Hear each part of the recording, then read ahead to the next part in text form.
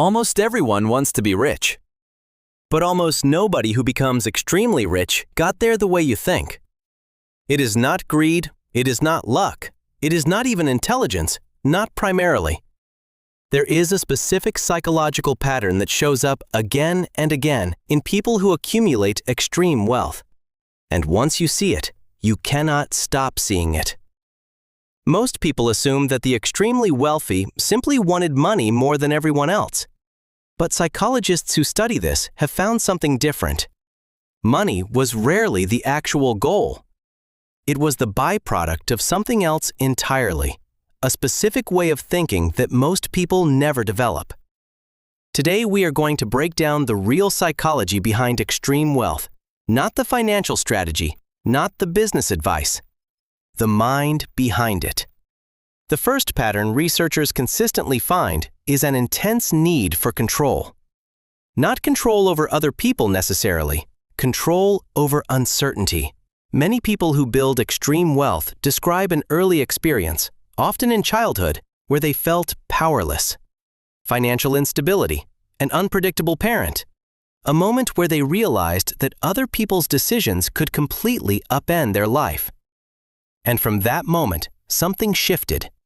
They decided, often unconsciously, that the solution was to never be in that position again. Money, in this framework, is not about luxury, it is about insulation. Each dollar represents one more degree of separation from the powerlessness they once felt. Psychologists call this a compensatory drive, when a person spends a lifetime trying to resolve an old wound through an entirely different domain. The wound was emotional. The resolution becomes financial. And because emotional wounds are never fully resolved by external achievement, the wealth accumulation rarely has a natural stopping point. Here is something that separates the extremely wealthy from almost everyone else. Their relationship with risk is fundamentally different. For most people, risk feels like danger. For people who build extreme wealth, risk is reframed as information. A failed venture is not experienced primarily as a loss, it is experienced as data. This is not because they do not feel the loss, they do, but their psychological framework separates identity from outcome. A typical mindset says, I failed, so I am a failure. Their mindset says, that attempt failed. What does that tell me for the next attempt? This distinction matters enormously, because the moment failure becomes identity, most people stop trying. But when failure remains information, there is no upper limit to how many attempts a person can make. And extreme financial outcomes are usually the result of an extreme number of attempts, not an extreme number of successes. Behavioral economists have identified something specific in people who accumulate extreme wealth over time. Their internal sense of time operates differently.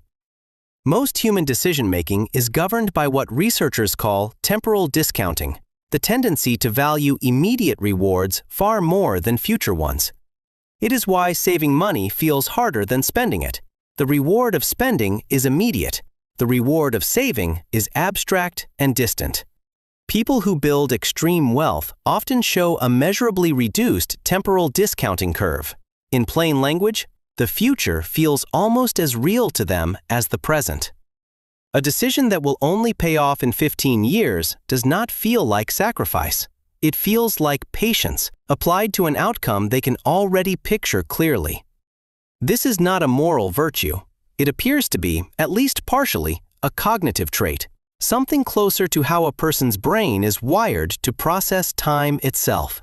Most people compare themselves upward and feel inadequate, or compare themselves downward and feel satisfied enough to stop. Extremely wealthy individuals frequently show a distinct pattern.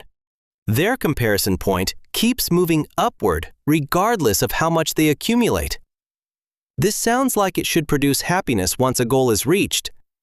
It rarely does. Researchers studying this phenomenon describe something called the hedonic treadmill, operating specifically around achievement. Each financial milestone provides a temporary psychological boost. Then, the baseline resets. The new normal requires a new milestone to produce the same feeling. This explains a pattern that surprises most people. Individuals worth hundreds of millions who still describe feeling driven, restless, or unsatisfied. The number was never the actual target. The target was the feeling the number was supposed to produce. And that feeling keeps. Another pattern shows up in how these individuals describe their relationship to work. For most people, work and identity are separate. A job is something you do. A self is something you are. For many people who build extreme wealth, this boundary becomes thin or disappears. The business becomes an extension of the self. A threat to the business is processed psychologically as a threat to the person. This fusion has two effects.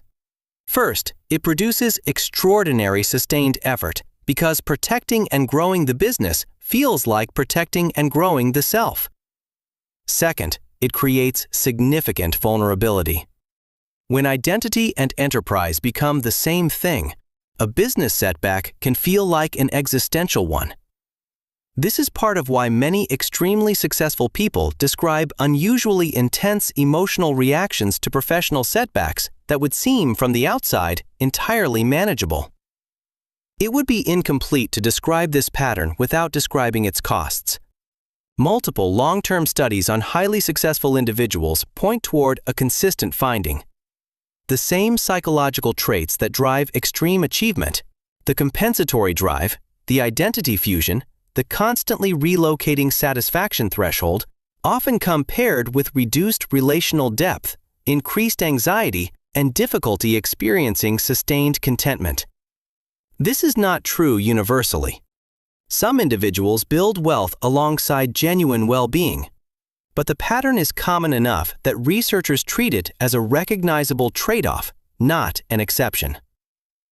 The same engine that produces extraordinary output rarely idles well. None of this means that wanting financial success is unhealthy. Ambition itself is neutral. What matters is the psychological engine underneath it. When wealth is pursued as a genuine extension of curiosity, creativity, or purpose, the pursuit tends to remain psychologically sustainable. When wealth is pursued as compensation for an old wound, the pursuit tends to become a process without an endpoint, because the wound was never actually about money. Understanding this distinction does not require becoming wealthy yourself. It only requires noticing what you are actually chasing the next time you chase something. Some people climb the mountain because they love climbing. Others climb it because they are still running from something at the bottom. From a distance, both look the same.